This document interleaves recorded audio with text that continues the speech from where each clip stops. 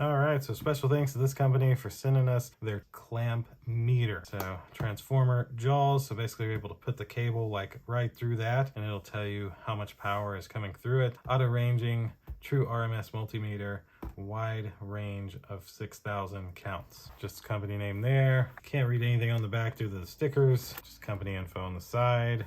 And then a little more information of DC voltage, AC voltage, etc., etc. So let's open this on up. Again, thanks to them. Thanks to AstroAI for sending this to us. Oh, it's in a whole thing. That's it for in there. So very nice little carrying case that it's in. Got a little handle here, and this has a nice zipper.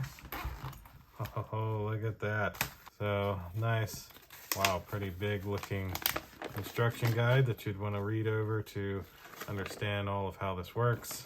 And then even more information on how it works. Everything's in multiple languages there. This seems to be some included cables of sorts. So there's this, very interesting. It's almost like a rope with these two on it. And then there's also these. Wow, those feel almost like plastic. Very nice. And then this is the actual device. Open it on up. So there's different, oh wow, it's on, all right.